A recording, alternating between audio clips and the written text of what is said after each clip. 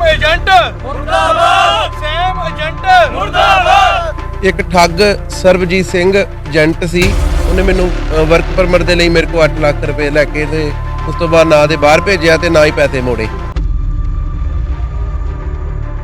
18 ਲੱਖ ਰੁਪਇਆ ਭਾਜੀ ਮੇਰਾ ਵਾ, 7-8 ਲੱਖ ਰੁਪਇਆ ਉਹ ਭਾਜੀ ਆਖਦੇ ਉਹਨਾਂ ਦਾ ਵਾ, ਬਾਕੀ ਇਹਨਾਂ ਭਾਜੀ ਹੋਣਾ ਦੇ ਆ 5 ਲੱਖ ਰੁਪਇਆ ਇਹਨਾਂ ਭਾਜੀ ਹੋਣਾ ਦਾ ਵਾ, ਉਹਦਾ ਵੀਰ ਦਾ ਵੀ ਆ, ਇੱਕ ਇਹਨਾਂ ਵੀਰਾਂ ਦੇ ਵੀ ਆ, ਬਾਕੀ ਹੋਰ ਵੀ ਇੱਥੇ ਬੜੇ ਜਾਣੇ ਹੋ ਕੇ ਗਏ ਨੇ ਜਿਨ੍ਹਾਂ ਦੇ ਕੋਈ ਦੱਸਦਾ ਮੇਰਾ 44 ਲੱਖ ਆ, ਕੋਈ ਕਹਿੰਦਾ ਮੇਰਾ 60 ਲੱਖ ਆ, ਕੋਈ ਕਹਿੰਦਾ ਮੇਰਾ 25 ਲੱਖ ਆ।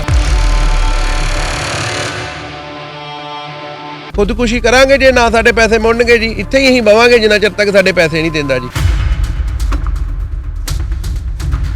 ਪੰਜਾਬ ਵਿੱਚ ਨੌਜਵਾਨਾਂ ਵੱਲੋਂ ਵਿਦੇਸ਼ ਜਾਣ ਦੀ ਹੋੜ ਲੱਗੀ ਹੋਈ ਹੈ ਅਤੇ ਇਸ ਦੇ ਚੱਲਦੇ ਇਹਨਾਂ ਭੋਲੇ ਭਾਲੇ ਨੌਜਵਾਨਾਂ ਨੂੰ ਕਈ ਲੋਕ ਆਪਣੀ ਠੱਗੀ ਦਾ ਸ਼ਿਕਾਰ ਬਣਾ ਲੈਂਦੇ ਨੇ। ਜਿੱਥੇ ਇੱਕ ਸਰਬਜੀਤ ਸਿੰਘ ਸੈਮੀ ਨਾਮਕ ਟਰੈਵਲ ਏਜੰਟ ਵੱਲੋਂ ਕੁਝ ਲੋਕਾਂ ਤੋਂ ਕਰੋੜਾਂ ਰੁਪਏ ਦੀ ਠੱਗੀ ਮਾਰ ਕੇ ਫਰਾਰ ਹੋ ਗਿਆ ਅਤੇ ਪੀੜਤ ਨੌਜਵਾਨਾਂ ਵੱਲੋਂ ਠੱਗ ਟਰੈਵਲ ਏਜੰਟ ਦੇ ਘਰ ਦੇ ਬਾਹਰ ਤੰਬੂ ਲਗਾ ਕੇ ਪੱਕਾ ਮੋਰਚਾ ਲਗਾ ਦਿੱਤਾ ਗਿਆ।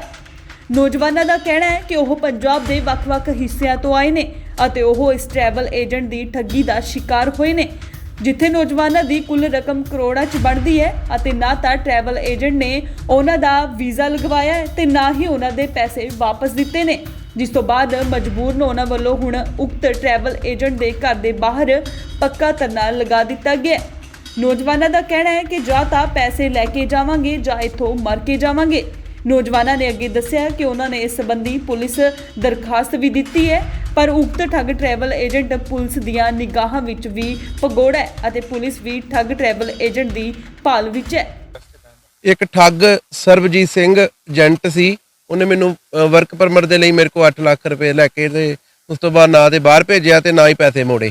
ਤੇ ਉਸ ਤੋਂ ਬਾਅਦ ਇੱਕ ਗੱਡੀ ਜੋ ਕਹਿੰਦਾ ਸੀ ਕਿ ਮੇਰੀ ਆ ਤੇ ਲੈ ਜਾ, ਮੈਂ ਪੈਸੇ ਜਦੋਂ ਦਵਾਂਗਾ ਲੈ ਜਾਊਂਗਾ, ਉਹ ਵੀ ਚੋਰੀ ਦੀ ਨਿਕਲ ਆਈ। ਤੇ ਉਸ ਤੋਂ ਬਾਅਦ ਕੁਝ ਵੀ ਨਹੀਂ ਜੀ, ਹੁਣ ਚੈੱਕ ਹੈਗੇ ਉਹਦੇ ਪੈ ਜੀ। ਤੇ ਉਹ ਕਦੀ ਘਰ ਦੇ ਕਹਿੰਦਾ ਮੇਰੇ ਮਾਪਿਓ ਦੇਣਗੇ, ਮਾਪਿਓ ਕੋ ਆਏ, ਮਾਪਿਓ ਕਹਿੰਦੇ ਅਸੀਂ ਬੇਦਖਲ ਕੀਤਾ ਤੇ ਹੁਣ ਤਾਂ ਕਰਕੇ ਮਜਬੂਰਨ ਸਾਨੂੰ ਇੱਥੇ ਬਹਿਣਾ ਪਿਆ ਜੀ। ਕਿੰਨੇ ਕੁ ਲੋਕ ਨੇ ਜਿਨ੍ਹਾਂ ਜਿਹੜੇ ਠੱਗੀ ਦਾ ਸ਼ਿਕਾਰ ਹੋਏ ਨੇ? 5-6 ਵੀਰ ਤੇ ਮੇਰੇ ਨਾਲ ਹੀ ਆ ਜਿਨ੍ਹਾਂ ਦੇ ਪੈਸੇ ਵੱਖ-ਵੱਖ ਮੈਨੂੰ ਇੱਥੇ ਆਇਆ ਪਤਾ ਲੱਗਾ ਜੀ। ਤੇ ਬਾਕੀ ਇਸ ਤੋਂ ਇਲਾਵਾ ਹੋਰ ਕਾਫੀ ਆ, ਦੱਸਦੇ ਪਿੰਡ ਵਾਲੇ ਵੀ ਕਾਫੀ ਬਹੁਤ ਜ਼ਿਆਦਾ ਵਾ, ਕਰੋੜਾਂ 'ਚ ਹੀ ਹੋਊਗਾ। ਅਮਾਉਂਟ ਕਿੰਨੀ ਕੁ ਹੋ ਸਕਦੀ?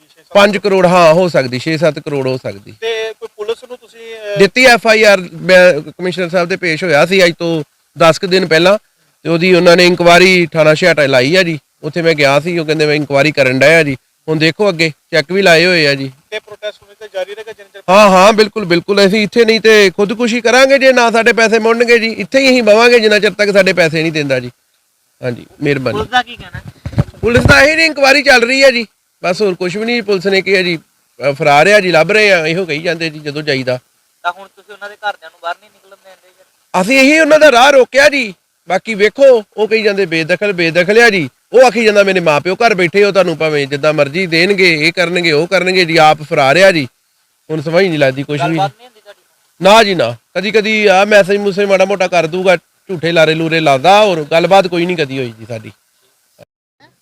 ਹਰਭਜਨ ਸਿੰਘ ਸਾਬੀ ਜੀ। ਕਿੱਥੇ ਦੇ ਰਹਿਣ ਵਾਲੇ ਤੁਸੀਂ? ਨੂਰਪੁਰ ਦਾ ਰਹਿਣ ਵਾਲਾ। ਤੁਹਾਡੇ ਕਿੰਨੇ ਕੁ ਪੈਸੇ ਆ ਜਿਹੜੇ ਤੁਸੀਂ ਇਹਦੇ ਕੋਲ ਲੈਣੇ ਆ, ਔਰ ਕੀ ਨਾਮ ਹੈ? ਭਾਜੀ ਮੇਰਾ 18 ਲੱਖ ਰੁਪਇਆ ਜੀ। ਕਿੱਥੇ ਦਾ ਵੀਜ਼ਾ ਲਾਉਣ ਦੀ ਗੱਲ ਕੀਤੀ ਗਈ ਸੀ? ਭਾਜੀ ਇਹਨਾਂ ਕੈਨੇਡਾ ਦਾ ਕਿਹਾ ਸੀ। ਹਾਂਜੀ ਕੈਨੇਡਾ ਦਾ ਕਿਹਾ ਸੀ ਤੇ ਬਾਅਦ ਚ ਮੁੜ ਕੇ ਜਦੋਂ ਇਹਨੇ ਨਕਲੀ ਵੀਜ਼ੇ ਦਿੱਤੇ, ਸਾਰਾ ਕੁਝ ਐਰਾ ਵਗੈਰਾ ਦਿੱਤਾ ਵਾ, ਤੇ ਬਾਅਦ ਚ ਇਹਨੇ ਸਾਨੂੰ ਗੱਡੀਆਂ ਗਹਿਣੇ ਪਾਤੀਆਂ। ਉਹ ਵੀ ਗੱਡੀਆਂ ਸਾਨੂੰ ਪਤਾ ਲੱਗਾ ਵੀ ਰੈਂਟ ਤੇ ਲਿਆਂਦੀਆਂ, ਉਹਨਾਂ ਦੇ GPS ਲੱਗੇ, ਅਗਲੇ ਆਣ ਕੇ ਆਪਣੀਆਂ ਗੱਡੀਆਂ ਲੈ ਗਏ। ਅਸੀਂ ਕਿਉਂਕਿ ਪਰਚੇ ਤੋਂ ਡਰਦੇ ਹਾਂ ਵੀ ਕੋਈ ਸਾਡੇ ਤੇ ਕੋਈ ਉਲਟ ਕਾਰਵਾਈ ਨਾ ਹੋਵੇ, ਅਸੀਂ ਆਪ ਛੱਡ ਗਏ ਉੱਥੇ ਜਾ ਗੱਡੀਆਂ ਉਹਨਾਂ ਦੀਆਂ। ਜਦੋਂ ਸਾਨੂੰ ਪਤਾ ਲੱਗਾ, ਜਦੋਂ ਉਹਨਾਂ ਆਣ ਕੇ ਪਹਿਲੀ ਗੱਡੀ ਸਾਡੀ ਚੁੱਕੀ ਹੈ। ਕਾਫੀ ਨੌਜਵਾਨ ਨੇ ਇੱਥੇ ਜੇ ਤੁਹਾਡੇ ਨਾਲ ਬੈਠੇ ਨੇ, ਇਹਨਾਂ ਦੇ ਵੀ ਪੈਸੇ ਨੇ?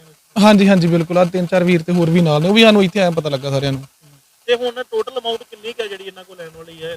ਜਿਹੜੀ 18 ਲੱਖ ਰੁਪਇਆ ਭਾਜੀ ਮੇਰਾ ਵਾ, 7-8 ਲੱਖ ਰੁਪਇਆ ਉਹ ਭਾਜੀ ਆਖਦੇ ਉਹਨਾਂ ਦਾ ਵਾ, ਬਾਕੀ ਇਹਨਾਂ ਭਾਜੀ ਹੋਣਾ ਦੇ ਆ 5 ਲੱਖ ਰੁਪਇਆ ਇਹਨਾਂ ਭਾਜੀ ਹੋਣਾ ਦਾ ਵਾ, ਉਹਦਾ ਵੀਰ ਦਾ ਵੀ ਆ, ਇੱਕ ਇਹਨਾਂ ਵੀਰਾਂ ਦੇ ਵੀ ਆ, ਬਾਕੀ ਹੋਰ ਵੀ ਇੱਥੇ ਬੜੇ ਜਾਣੇ ਹੋ ਕੇ ਗਏ ਨੇ ਜਿਨ੍ਹਾਂ ਦੇ ਕੋਈ ਦੱਸਦਾ ਮੇਰਾ 44 ਲੱਖ ਆ, ਕੋਈ ਕਹਿੰਦਾ ਮੇਰਾ 60 ਲੱਖ ਆ, ਕੋਈ ਕਹਿੰਦਾ ਮੇਰਾ 25 ਲੱਖ ਆ। ਯਾਨੀ ਕਿ ਜਿੰਨੇ ਕ ਸਾਨੂੰ ਇੱਥੇ ਸਵੇਰ ਦੇ ਮਿਲੇ ਜਦੋਂ ਦੇ ਅਸੀਂ ਬੈਠੇ ਆ, ਕੋਈ ਮੇਰੇ ਹਿਸਾਬ ਨਾਲ 5-6 ਕਰੋੜ ਰੁਪਇਆ ਹੋਣਾ। ਤੇ ਹੁਣ ਤੁਸੀਂ ਲਗਾਤਾਰ ਇੱਥੇ ਬੈਠੋਗੇ? ਇੰਨਾ ਮੱਛਰ ਆ, ਇੰਨਾ ਬੈਠਾਂਗੇ ਭਾਜੀ, ਬੈਠਾਂਗੇ। ਸਾਨੂੰ ਘਰ ਦੇ ਘਰ ਨਹੀਂ ਵੜਨ ਦੇ, ਉਹ ਆਂਦੇ ਵੀ ਪੈਸੇ ਲਿਖ ਕੇ ਆਓ ਜਿੱਥੇ ਤੁਸੀਂ ਦਿੱਤੇ ਸੀ। ਤੇ ਪੁਲਿਸ ਨੂੰ ਕੀ ਕੰਪਲੇਂਟ ਕੀਤੀ? ਪੁਲਿਸ ਨੂੰ ਕੰਪਲੇਂਟ ਕੀਤੀ ਆ, ਪੁਲਿਸ ਕਾਰਵਾਈ ਕਰ ਰਹੀ ਆ, ਤੇ ਬਾਕੀ ਇਹ ਕੀ ਭਗੌੜਾ ਵਾ। ਤੇ ਹਾਂਜੀ ਇੱਥੇ ਪਰਚੇ ਪੁਰਚੇ ਬਹੁਤ ਨੇ। ਇੱਥੇ ਦੇ ਸਰਪੰਚ ਨਾਲ ਗੱਲ ਸਰਪੰਚ ਸਾਹਿਬ ਨਾਲ ਗੱਲ ਹੋਈ ਸੀ, ਸਰਪੰਚ ਸਾਹਿਬ ਸਾਨੂੰ ਆਂਦੇ ਵੀ ਚਲੋ ਵੀ ਧਰਨਾ ਨਾ ਲਾਓ, ਆਪਣਾ ਪ੍ਰੋਟੈਸਟ ਨਾ ਕਰੋ, ਨਹੀਂ ਚੰਗੀ ਲੱਗੀ ਤਾਂ ਪਿੰਡ ਦਾ ਮਾਮਲਾ ਵਾ।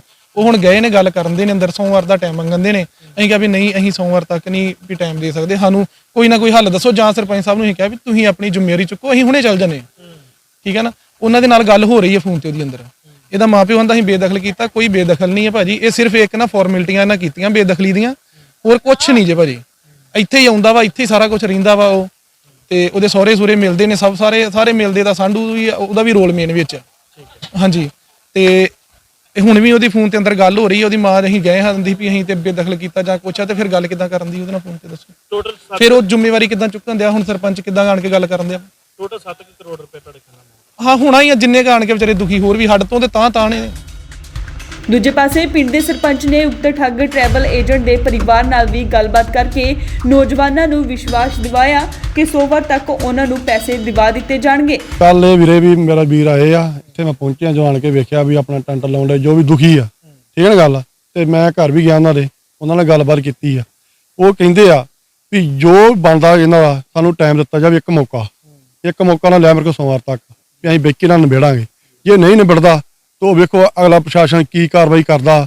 ਤੇ ਦੁੱਖ ਇਹਨਾਂ ਨਾਲ ਵੀ ਮੈਂ ਸੁਣਦਾ, ਦੁੱਖ ਜਿਵੇਂ ਉਧਰ ਜਾਣਾ ਉਧਰ ਬੀਬੀਆਂ ਹੁੰਦੀਆਂ, ਅਸੀਂ ਵੀ ਬੜੇ ਦੁਖੀ ਆ, ਤੇ ਇਹ ਅੰਦਰ ਸਾਡੇ ਬੀਬੀਆਂ ਬੜੀ ਦੁਖੀ ਆ, ਦੁਖੀ ਦੋਵੇਂ ਘਰ ਹੀ ਆ। ਤੇ ਜਿਸ ਬੰਦੇ ਨੇ ਕੰਮ ਕੀਤਾ ਉਹਦੇ ਬਦਲ ਮੱਥੇ ਲੱਗੇ ਆਪਣੇ, ਗੱਲ ਦੱਸੇ ਸਾਨੂੰ ਬਾਤ ਦੱਸੇ ਵੀ ਆਹ ਗੱਲਬਾਤ ਆ। ਹੁਣ ਸੋਮਵਾਰ ਦਾ ਮੈਂ ਟਾਈਮ ਲਿਆ ਆ, ਸੋਮਵਾਰ ਬੈਠ ਕੇ ਇਹਨਾਂ ਦੀ ਗੱਲਬਾਤ ਕਰਾਂਗੇ, ਜੋ ਜਿੱਦਾਂ ਵੀ ਨਿਬੜੂਗਾ ਉਹ ਨਿਬੜਾਂਗੇ। ਤੁਸੀਂ ਵੀ ਨੌਜਵਾਨ ਹੋ ਤੇ ਲੱਗਦਾ ਕਿ ਨੌਜਵਾਨਾਂ ਦਾ ਦਰਦ ਤੁਹਾਨੂੰ ਲੱਗਦਾ ਪਿਆ ਕਿ ਬਿਲਕੁਲ ਜੀ, ਜੇ ਦੁੱਖ ਆ ਤੇ ਆਣ ਕੇ ਇੱਥੇ ਮੱਛਰ 'ਚ ਬੈਠੇ ਆ, ਮੈਂ ਕਿਉਂ ਨਹੀਂ ਬਹਿ ਗਿਆ ਇੱਥੇ। ਤੇ ਹੁਣ ਉਹਨਾਂ ਨੇ ਸੋਮਵਾਰ ਦਾ ਟਾਈਮ ਦਿੱਤਾ। ਹਾਂ ਸੋਮਵਾਰ ਦਾ ਟਾਈਮ ਦਿੱਤਾ, ਬੈਠ ਕੇ ਆਪਾਂ ਕਰਦੇ ਆ। ਥਾਣੇਦਾਰੀ ਇੱਕ ਉਹਦੇ ਨਾਲ ਧੱਕਾ ਹੋਇਆ ਇੱਥੇ। ਸੋਮਵਾਰ ਦਾ ਟਾਈਮ ਲਿਆ ਉਹਨੇ ਕਿ ਆਪਾਂ ਵੇਖ ਕੇ ਨਿਬੇੜ ਦਿੰਦੇ ਆ। ਜੇ ਨਹੀਂ ਨਿਬੜਦਾ ਅਗਲੇ ਦੀ ਵੇਖੋ, ਫਿਰ ਤੁਹਾਨੂੰ ਪਤਾ ਹੀ ਥਾਣੇ ਕਚਹਿਰੀ ਕਾਹਦੇ ਵਾਸਤੇ ਬਣੇ ਆ, ਨਿਆਂ ਵਾਸਤੇ ਬਣੇ ਆ ਨਾ, ਮਿਲੂਗਾ। ਤੁਸੀਂ ਨਾਲ ਤੇ ਸਾਥ ਦਿਓ। ਹਾਂ ਨਾਲ।